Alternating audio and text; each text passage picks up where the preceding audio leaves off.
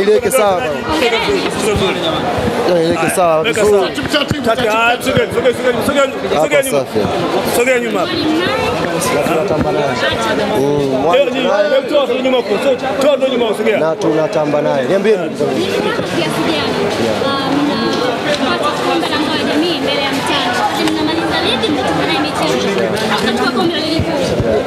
ya kwanza tunamshukuru Mwenyezi Mungu mwingi wa rehema, ametujalia tena kushinda kikombe cha ngao ya jamii, lakini wa kipekee pia ametujalia tena kushinda mara ya 6 mbele ya mtani wetu. Imekuwa jambo zuri kwetu sisi kwa sababu mara 5 ambazo tulimfunga, leo mechi ilikuwa tofauti kidogo kwa sababu tulikuwa na benchi la ufundi jipya, tulikuwa na wachezaji wapya kwenye timu, na ukiangalia timu yetu ilikuwa haijakaa pamoja kwenye camp toka pre-season imeanza. Ratiba national team kama ilitupunguzia ile ladha ya kujiandaa. Kwa hiyo somehow ilimpa mwalimu changamoto kuwaunganisha wachezaji ambao walikuwa kwenye national team na wachezaji ambao walikuwa kwenye camp yake. Kwa hiyo tumpongeze mwalimu, licha ya ugumu huo aliweza kuja na plani nzuri, plan rafiki ambazo zimethibitisha ubora na ukubwa na quality ya timu yetu.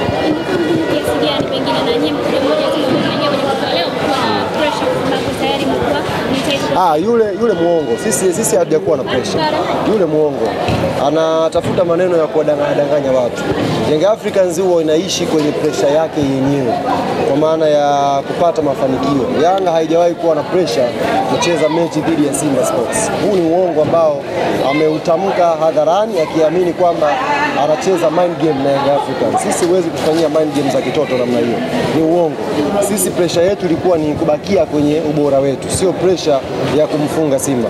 Ilipofika sasa hivi Simba, hata tukitengeneza hawa steward hao wakiwa 11, tunapata matokeo dhidi yao. Na kuhakikishia kabisa. Ilipofika sasa hivi Simba, hawa steward hao unaona, tukawatengeneza 11 Benjamin Mkapa, wanashinda mechi vizuri tu. Wala hatuna pressure nao hao. Hii ya mwaka huu ni mbovu zaidi. Hiyo ni fact zai. Wewe unabishana lakini ndio ukweli. Simba ya mwaka huu ni mbovu zaidi kuliko ya mwaka uliopita. Hii ni mbovu kwa sababu hata wapi hawana quality ya kuweza compete. Ndoto yangu ya kufikisha mara 10 furaha ya kumfunga Simba nazidi kuiona. Hii mara ya 6 zaibakia 2 kwa maana ya ligi zinakuwa 8. CRDB naomba wasitukimbie ziwe 9, alafu moja tutaitafuta hata ya sherehe ya siku ya kumfukuza Fabi. Tucheze moja ya kupongezana kwa sababu alikuwa kwa sababu ya kumfukuza kocha, tumewapa leo. Wakishamfukuza tucheze mechi nyingine ya kupongezana sisi na wao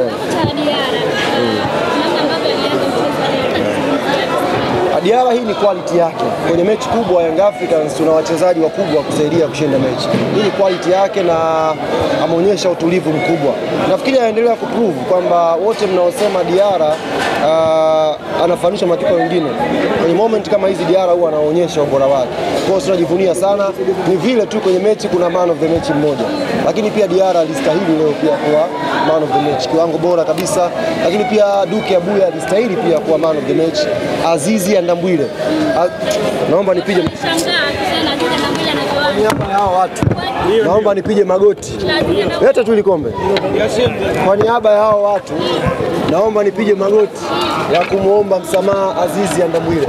Ndio. Tanzania hii ukiondoa Othman Idi Chuji, hakuna kiungo mwingine mwenye utulivu mzuri pale chini kama Azizi Ndambwile. Leo alikuwa anakaba, alikuwa anapasia, alikuwa anaendesha timu, anafanya tackling, anapanga timu yake vizuri. He is one of the best kwenye mchezo wa leo. Nimepiga haya magoti kumuomba radhi Azizi kwa ajili ya Watanzania wote. Nimepokea message nyingi sana line ilipotoka. Huyu vipi? Lakini amewaonyesha na mwalimu kaonyesha nini alikuwa anakiandaa pale Victor kupitia Azizi Ndambwile. Naomba nisimame. Asante. Semaji turudi kwa Dombe. Tuambia kusema Utavunja gao. Tulia bana. Tulia. Unajua ukizungumza ukweli.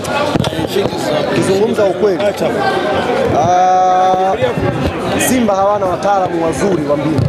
Na hii ni fact nyingine. Miaka yote hii hapa tunawafunga second half. Sijui huwa hawajui, sijui huwa hawaelewi, au sijui ndio ule usugu ambao wako nao. Second half lazima tuwagonge. Na leo tena vile kipindi cha kwanza kama Yanga haipo hivi, tukajua tu hawa watatamani second half watarudi na speed hiyo. tukamtoa Mudathir, ikaingia AI ya mpira, tukaunganisha timu kutoka chini kuja juu. Tufuatia ni historia hapo. Tufuatia hapo ni historia. Kwa hiyo ile sabu iliyofanyika ni sabu ambayo normally huwa inafanyia kwenye mechi ya dabi.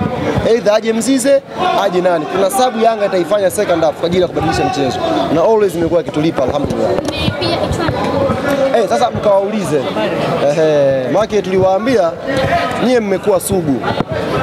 Tuliwaambia mapema nyie wenzetu mmekuwa sugu. Tumewapiga mara 5 mfululizo lakini bado wakaonyesha kwamba wana matumaini. Tukawaambia msimu huu tunakuja kupiga kichwani.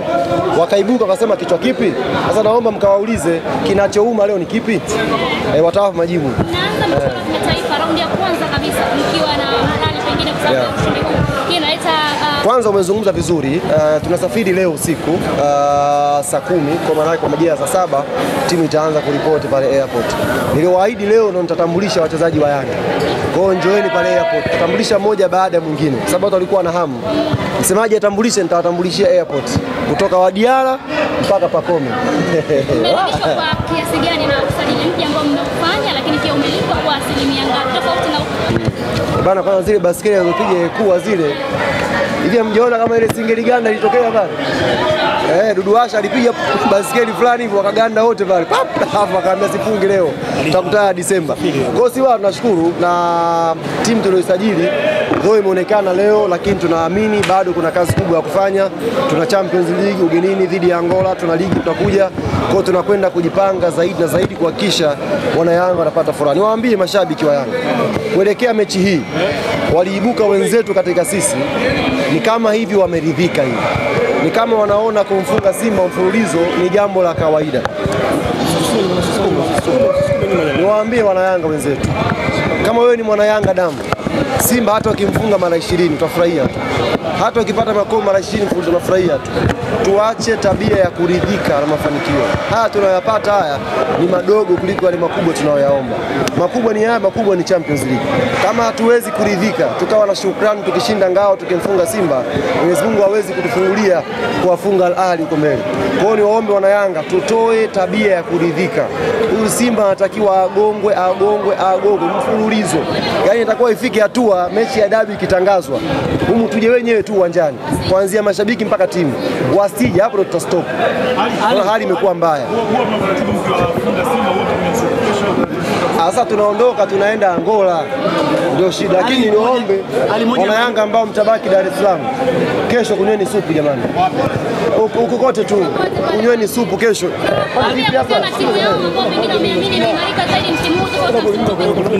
Yanga. Nimekwambia mtaani timu yake mwaka huu ni mbovu compare na mwaka jana. Bora mwaka jana. Mwaka huu ndio mbovu zaidi. Hali moja maeneo ambayo mashabiki wa Yanga wamekuwa